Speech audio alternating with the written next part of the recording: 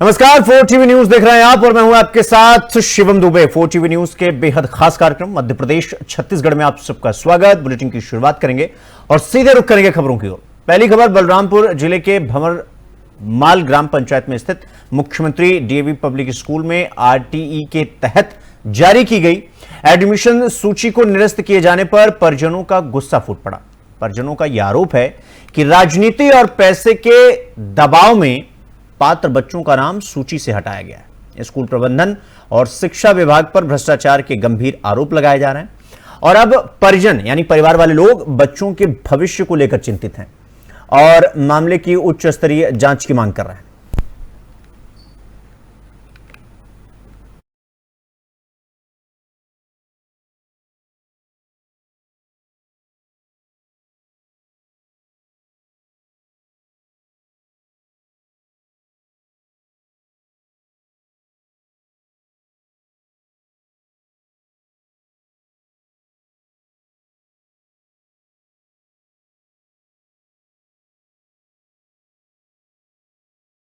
साथ हमारे सहयोगी पप्पू यादव हमारे साथ जुड़ गए हैं इस खबर पर ज्यादा जानकारी के साथ फोन लाइन पर। पप्पू, जिस तरीके से डीएवी स्कूल में एडमिशन सूची निरस्त करने का ये मामला सामने आया है, क्या कुछ ये पूरा मामला है, क्या जानकारी, क्या अपडेट आपके पास?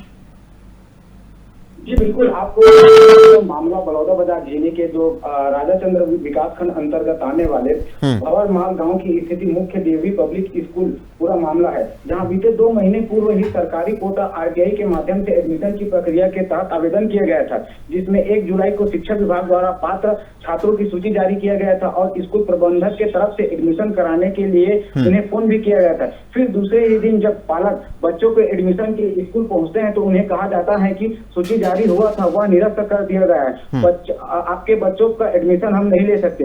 इस बात से अभिभावक भड़क गए और अपनी नाराजगी जाहिर करते हुए पूरे मामले में जांच की मांग करने लगे, जहां पालकों ने व्यक्ति विशेष पर आरोप लगाते हुए कहा कि एडमिशन का ठेका लेकर मोटा रकम लेता है और दाखिला का आश्वासन देता है, जो शिक्षा विभाग की कार्यप्रणाली पर बड़े सवाल या निशान खड़े कर रहे हैं। नहीं तो पप्पू, ये जो आप बता रहे हैं डीएवी स्कूल में एडमिशन सूची का ये पूरा मामला, ये एडमिशन हो रहा है या खाला जी का घर है कि कभी भी आए कभी भी चले गए और अपने हिसाब से एडमिशन को मॉडिफाई कर दिया, जब मन में आया बोल दिया हो रहा है, जब मन में आया बोल दिया अब नहीं हो रहा है, तो ऐसे परिजनों का तो गुस्सा फूटेगा। इस पर प्रशासन की तरफ से यानी स्कूल प्रशासन की तरफ से कोई जानकारी आई, उनकी तरफ से कोई सफाई आई? पप्पू, मेरी आवाज सुन पा रहे हैं आप? पप्पू, मेरी आवाज सुन पा रहे हैं आप? हेलो,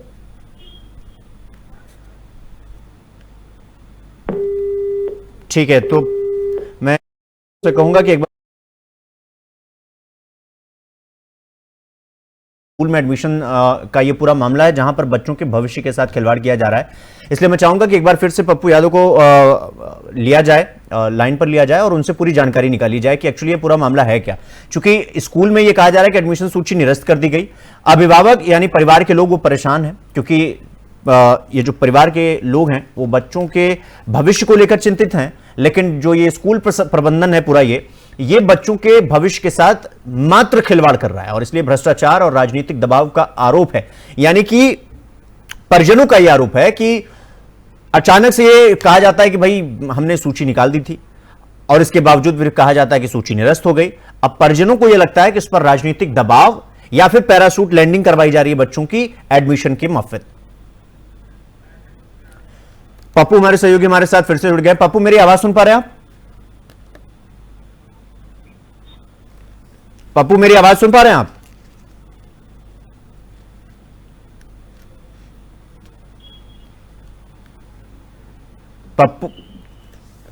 पप्पू, मेरी आवाज सुन पा रहे हैं आप? नहीं, पप्पू की तक आवाज मेरी जा नहीं रही है। तो पूरा ये जो मामला है वो अगर उस पर ध्यान दे तो ये बड़ा मामला है, ये छोटा मोटा मामला नहीं है, क्योंकि बच्चों के भविष्य के साथ खिलवाड़ करना ये किसी के हाथ में नहीं होता है और अगर कोई उससे छेड़छाड़ करता है, उनके भविष्य के साथ खिलवाड़ करता है, तो इसके लिए प्रशासन को और सरकार को सबको इस पर ध्यान देना चाहिए। क्योंकि ऐसे मामले आमतौर पर देखने में तो नॉर्मल लगते हैं, लेकिन एक्चुअली में ये बहुत बड़े होते हैं क्योंकि बच्चों के भविष्य का सवाल है। और अंततोगत्वा प्रदेश की कोई भी सरकार हो, किसी की भी सरकार हो, वो काम इसलिए करते हैं क्योंकि बच्चों का भविष्य उज्जवल हो सके। तो पप्पू हमारे साथ जुड़े हुए। पप्पू, मेरी आवाज आप तक पहुंच पा रही है? नहीं, कुछ टेक्निकल प्रॉब्लम होने की वजह से पप्पू तक आवाज नहीं पहुंच पा रही है। पप्पू, फिलहाल आपका बहुत बहुत धन्यवाद हमसे जुड़ने के लिए और खबर पर जानकारी हमारे साथ साझा करने के लिए। तो बच्चों के भविष्य के साथ खिलवाड़ ना हो, इसके लिए लगातार ये जो खबर है वो सुर्खियों में है और प्रशासन, ये कहा जा रहा है कि स्कूल जो प्रबंधन है वो बच्चों के भविष्य के साथ खिलवाड़ कर रहा है। हालांकि जो परिवार के लोग हैं, माँ बाप है, उनका भी यही मानना है कि पैराशूट लैंडिंग कराई जा रही है उन बच्चों की जो राजनीतिक मतलब प्रेशर के चलते उनका एडमिशन कर लिया जा रहा है, लेकिन हमारे बच्चों का नहीं हो रहा है। रुक करेंगे अगली खबर की ओर। आपको बता दें कि बलरामपुर जिले के वाड्रफ नगर क्षेत्र के अंतर्गत महिला टिकरा आंगनवाड़ी केंद्र में महिला बाल विकास विभाग की बड़ी लापरवाही सामने आई है। अब लापरवाही क्या है आपको बता दें कि केंद्र में एक्सपायरी दवाइयों का पूरा जत्था, पूरा का पूरा जखीरा पाया गया है, जो नौनिहालों के हाथ लगने पर गंभीर हादसे का कारण बन सकता था। इन दवाइयों को अब तक डिस्पोज नहीं किया गया है, जिससे जिम्मेदार अधिकारियों की कार्यप्रणाली पर सवाल उठने लगे हैं।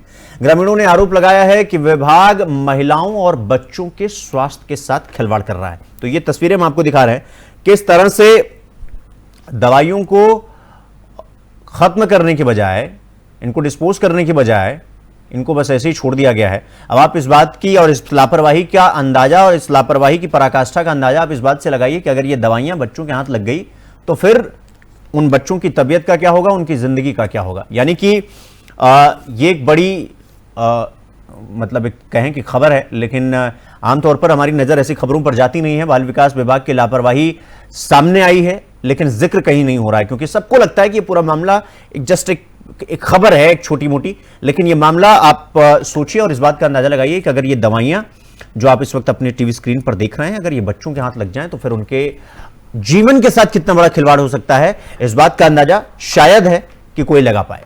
तो महिला बाल विकास विभाग की लापरवाही वो सामने आई है। फिलहाल बच्चों के स्वास्थ्य के साथ खिलवाड़ के अलावा और कुछ नहीं किया जा रहा है।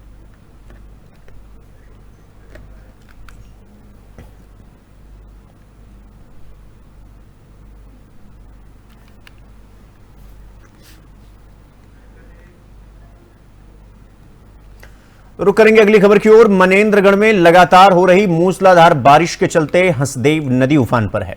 हालात इतने गंभीर हैं कि पानी नेशनल हाईवे 43 तक चढ़ चुका है, लेकिन प्रशासन की ओर से अब तक कोई सख्त कदम नहीं उठाया गया है। लोग तेज बहाव के बीच पुल पार कर रहे हैं, जान जोखिम में डाल रहे हैं, और सबसे चौंकाने वाली जो बात है वो तो ये है कि पुलिस की गाड़ी भी इसी उफनती नदी को पार करती नजर आई। अब सवाल यह भी उठ रहा है कि जब जिम्मेदार ही ऐसी लापरवाही दिखा रहे हैं तो फिर आम लोगों का तो क्या ही कहना, उन्हें कौन समझाएगा। स्थानीय लोग ये मांग कर रहे हैं कि तुरंत हाईवे पर आवाजाही रोकी जाए, पुल पर बैरिकेड्स लगाए जाएं और आपदा प्रबंधन को एक्टिवेट किया जाए, यानी सक्रिय किया जाए, ताकि किसी बड़ी अनहोनी से पहले हालात काबू किया जा सके। तो ये तस्वीर आप देखिए और तस्वीर देखकर अंदाजा लगाइए कि हालात कैसे हैं। मतलब आम लोग तो छोड़िए, प्रशासन के पसीने छूटे हुए हैं, और क्योंकि ये हंसदेव नदी है जो कि उफान पर है।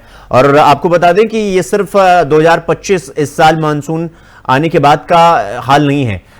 लगातार हम देखते हैं कि विगत कुछ वर्षों से हम ये देख रहे हैं कि ये नदी लगातार, हंसदेव नदी, वो बाढ़ का रूप ले लेती है। बहाव इतना तेज हो जाता है कि अगर बीच में मतलब छोटे मोटे अगर दरख्त आ जाएं, पहाड़ आ जाएं, तो पानी उनको अपने साथ ले जाए। ऐसी स्थिति में जो आसपास के लोग हैं, जो गांव देहात के लोग हैं, ये देखिए आप कि घर में पानी घुसा हुआ है, तो सोचिए बाहर का नजारा क्या होगा।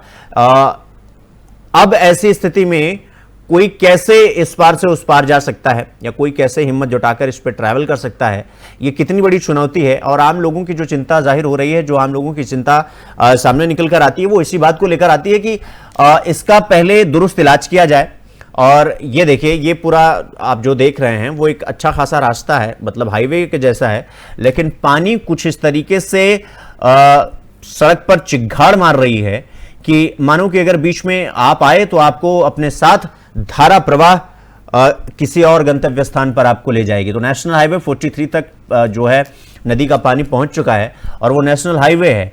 तेज बहाव में लोग अपनी गाड़ियां निकालने पर मजबूर हैं, प्रशासन इससे बेखबर है, और कुछ गाड़ियां पुलिस की भी पुल पार करती हुई दिखाई दी। हालांकि खतरा उनके लिए भी उतना ही है, लेकिन अब ऐसे में सवाल ये उठता है कि जब प्रशासन का ये हाल है, ये तस्वीर प्रशासन के माजरत नजर आ रही है, तो फिर बाकियों को लेकर कोई क्या सेफ्टी मेजर्स हैं, क्या उनके लिए व्यवस्था की जा रही है, क्या उनको कैसे इस चीज के लिए कहा जाए कि प्रशासन आपके साथ खड़ा है, आप आगे बढ़ें, कोई चिंता की बात नहीं है। ऐसे में प्रशासन को तो सबसे ज्यादा जिम्मेदारी दी जाती है, लेकिन जब प्रशासन ही ये देखिए गोता लगा रहा हो इस नेशनल हाईवे पर, तो सोचकर देखिए आम लोगों पर क्या बीत रही होगी। आम लोग अगर यहां से गुजर रहे हैं तो फिर उनकी जान को जो खतरा बना हुआ है उसका जिम्मेदार कौन? कल को कोई अनहोनी हो गई, भगवान न करे कोई अनहोनी हो गई इस पूरे हादसे में, इस पूरे तेज बहाव में, बाढ़ में, उसका जिम्मेदार कौन होगा? तो नेशनल हाईवे 43 देख रहे हैं आप इस वक्त अपने टीवी स्क्रीन पर।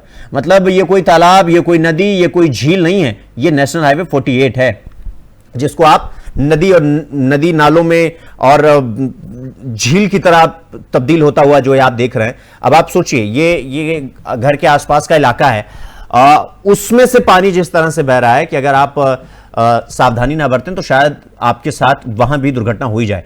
अब ये सड़क के किनारे, नेशनल 48 के किनारे का कुछ मंजर है, कुछ तस्वीर है, वहां से जहां तक पानी नहीं पहुंच पाया है फिलहाल, वहां से लोग गुजर रहे हैं और इसके बाद लोगों ने इसका बाकायदा वीडियो भी बनाया, सोशल मीडिया पर डाला।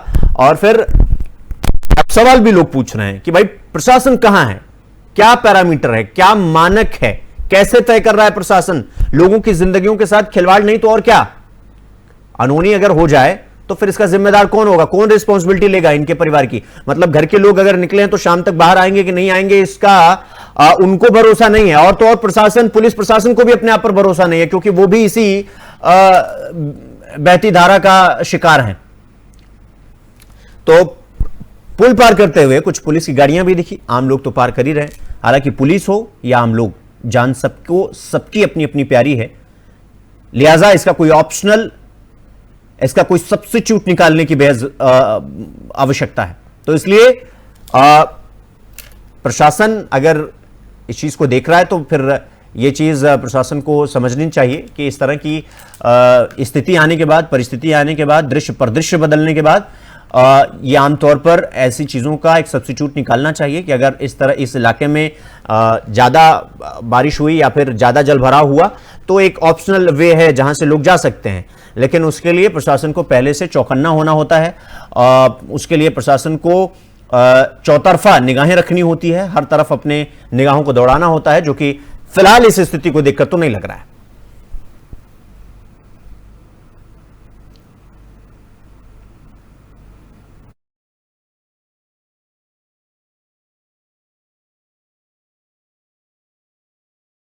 तो अब रुक करेंगे अगली खबर की ओर। छत्तीसगढ़ के बिलासपुर जिले में मुख्यमंत्री विष्णु देव साय के दामाद और मीडिया एसोसिएशन के प्रदेश संरक्षक टीएस कंवर की गरिमा में उपस्थिति में छत्तीसगढ़ मीडिया एसोसिएशन की संभाग स्तरीय बैठक संपन्न हुई।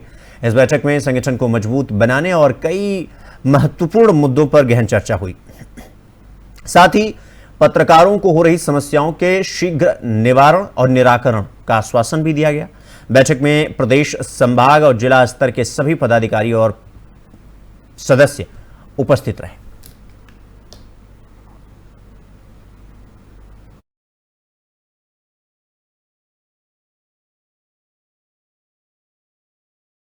मनेंद्रगढ़ जिले में एससीसीएल प्रबंधक द्वारा रिटायर्ड कर्मचारी से मकान खाली कराने का मामला अब लगातार तूल पकड़ता जा रहा है। दरअसल कल भारी बारिश के बीच मकान खाली कराए गए और मकान में रखा संवारा सामान बाहर निकाल दिया गया, जिससे लोगों में गहरी नाराजगी है। नगर बचाओ संघर्ष समिति ने लेदरी में मुख्य महाप्रबंधक कार्यालय के सामने क्रमिक भूख हड़ताल शुरू की। प्रदर्शन को देखते हुए एससीसीएल प्रबंधन ने बिजली काट दी, जबकि मौके पर पुलिस बल भी तैनात है और विरोध में शामिल रिटायर्ड कर्मचारी की पुत्री पूनम ने भी अपनी प्रतिक्रिया दी है।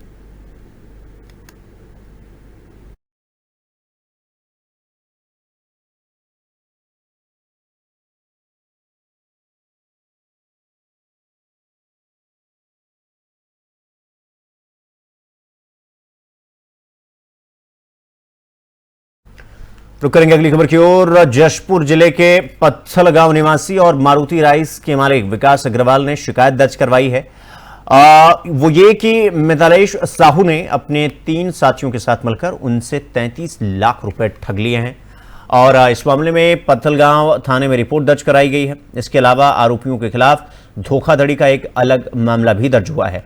जानकारी के मुताबिक आरोपी दूसरों की ओर से अच्छी क्वालिटी के मक्के की बुकिंग करते थे, लेकिन मक्के को अलग अलग दुकानों पर भेज देते थे जहां बेहतर दाम मिलते थे, जिससे शिकायतकर्ता को धोखा दिया जाता था। पुलिस फिलहाल इस पूरे मामले पर जांच पड़ताल करने में जुट गई।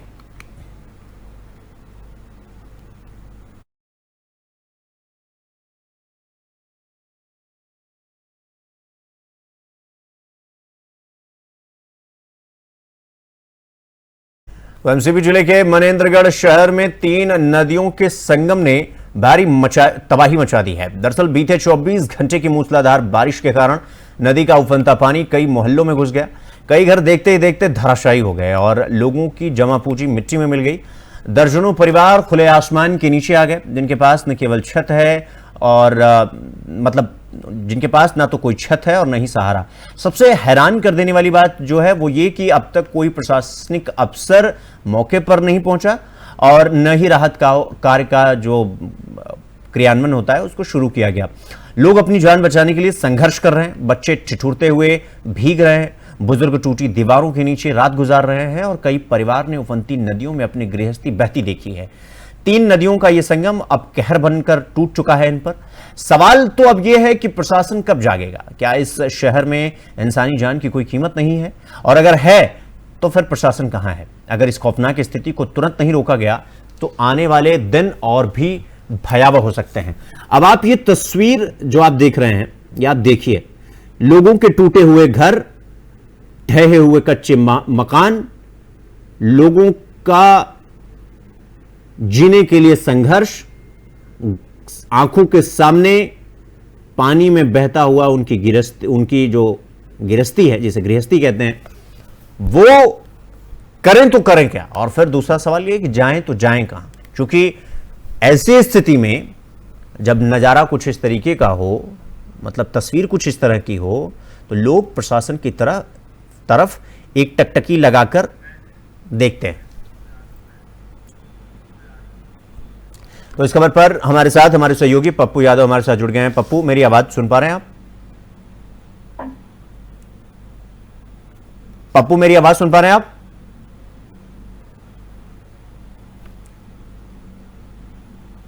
पप्पू, मेरी आवाज आ रही है आपको?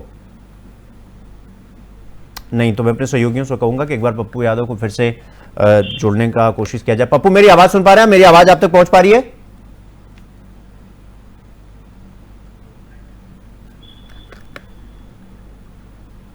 ठीक है, तो पप्पू तक मेरी आवाज पहुंच नहीं पा रही है, तो मैं अपने सहयोगियों से कहूंगा कि एक बार और कोशिश किया जाए, पप्पू से बातचीत करने की कोशिश की जाए। हालांकि ये तस्वीरें देखकर तो ये लग रहा है कि आसपास के लोग वो पूरी तरीके से थक हार चुके हैं, क्योंकि घर का सामान अगर पानी में बह जाए, घर अगर ढह जाए, तो फिर इनके पास क्या ही ऑप्शन बचता है। और तस्वीरें देखकर तो लग रहा है कि स्थिति छत विछत वाली लग रही है। तस्वीरें देखकर साफ तौर पर ये देखा जा सकता है कि किस तरह से उनकी गृहस्थी उनकी आंखों के सामने बह गई, किस तरह से लोग बेबस हैं, लाचार हैं और उनका जीवन इस वक्त जीना दुश्वार हो चुका है। प्रशासन की तरफ नजरें हैं सबकी, लेकिन चूंकि प्रशासन की नजर इन पर नहीं है, इसलिए ये तस्वीरें देखने को मिल रही हैं। प्रशासन को यहां पर मौके पर मौजूद होना चाहिए था, क्योंकि आसपास के जो इलाके हैं वो तो पूरी तरीके से बाढ़ के पानी की चपेट में है। कल को कोई बड़ा हादसा होता है तो फिर प्रशासन अगर जागेगा तो फिर वो कहते हैं दुर्घटना से फिर देर भली वाला हाल हो जाएगा कि, और जब दुर्घटना हो ही जाएगी तो फिर कोई मतलब नहीं है। लेकिन प्रशासन तो पप्पू हमारे साथ जुड़ गए। पप्पू, मेरी आवाज सुन पा रहे हैं आप? जी जी बिल्कुल जी पप्पू, ये जो भयानक तस्वीरें देखने को मिल रही हैं, ये तस्वीरें कहां की हैं और यहाँ के हालात क्या हैं? अभी तक प्रशासन कहां है? क्या कुछ जानकारी, क्या अपडेट?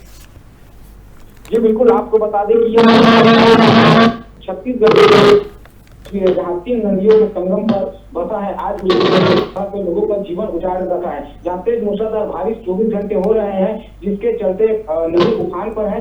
कई घर देखते देखते धराशायी हो गई कि आंखों के सामने उनकी जिंदगी की जमा पूंजी मिट्टी में मिली। परिवार पूरे आसमान के नीचे आ गया। इतने में भी जो जिम्मेदार अधिकारी है अभी भी मौन है। नहीं तो फिर ये जिम्मेदार अधिकारी कहां हैं, इन तक ये जानकारी पहुंची कि नहीं पहुंची? मैं देख पा रहा हूं कि ये जो रिहायशी इलाके हैं इनके आसपास तो बाढ़ का पानी है, तो फिर ये शाम को 2 वक्त की रोटी इनको कहां से मिल पाती है? कैसे इनका जीवन यापन चल रहा है? कोई सुविधा इन तक क्यों नहीं पहुंच पा रही है? जी बिल्कुल, जो एमसीबी जिले के हालात अभी तरीके से लोगों के घर अब तबाह हो रहे हैं, जो जिले के जिम्मेदार अधिकारी इस मामले में चुप्पी साधे हुए लगातार जो लोग हैं प्रशासन से गुहार लगा रहे हैं, लेकिन अब तक जो जिले के जिम्मेदार अधिकारी हैं वो किसी प्रकार का गाइडलाइन जारी किए हैं और न ही। ठीक पप्पू, आपकी आवाज थोड़ी फंस के आ रही है, तो मैं फिलहाल आपके बहुत बहुत धन्यवाद हमसे जुड़ने के लिए और इस खबर पर जानकारी हमारे साथ साझा करने के लिए। तो हमारे सहयोगी पप्पू यादव हमारे साथ जुड़े थे, जिनका यह कहना है कि इन तक प्रशासन अभी तक पहुंच ही नहीं पाया। क्यों? क्योंकि अभी दुर्घटना या घटना या ये तस्वीरें अभी और भयावह नहीं हुई हैं, क्योंकि इतिहास गवाह है कि पुलिस देर से पहुंचने की आदी है। हालांकि ये तस्वीरें देखकर तो प्रशासन को इस बात का अंदाजा लग जाना चाहिए कि यहाँ के लोग कैसी जिंदगी जी रहे हैं, कैसे गुजर बसर कर रहे हैं। इसका अंदाजा शायद उन्हें भी नहीं है और शायद इस बात का प्रेडिक्शन कर पाना कि इनका तकलीफ क्या है, क्योंकि इनके पास घर नहीं है, शाम को भोजन मिलेगा कि नहीं मिलेगा ये भी नहीं पता, तो फिर दिक्कत इनकी है, प्रशासन की थोड़ी ना। तो इसलिए प्रशासन अभी तक इनकी तरफ आंख मूंद कर बैठा हुआ है।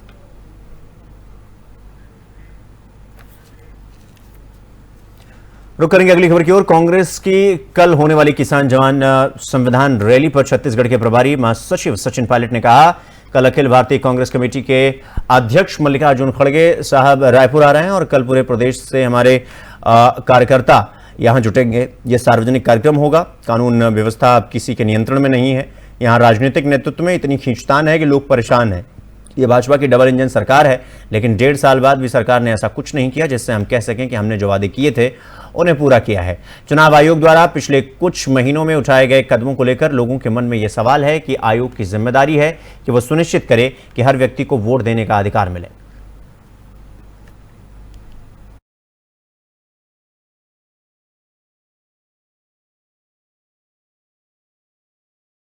रुक करेंगे अगली खबर की ओर। केंद्रीय मंत्री शिवराज सिंह चौहान भोपाल से गंज बासौदा जाते समय पंजाब मेल एक्सप्रेस की जनरल बोगियों में यात्रियों से उन्होंने बातचीत की और ये तस्वीरें भी हम आपको दिखा रहे हैं, जहां पर वो रेलवे से यात्रा कर रहे हैं और वहां पर जो रेल यात्री हैं उनसे बातचीत कर रहे हैं, उनका हालचाल जान रहे हैं और उनके साथ सेल्फी खिंचवा रहे हैं। आपको बता दें कि शिवराज सिंह चौहान मध्य प्रदेश के पूर्व मुख्यमंत्री और केंद्रीय कृषि मंत्री भी हैं और वो रेल से यात्रा कर रहे थे और इस दौरान की ये तस्वीरें हम आपको दिखा रहे हैं।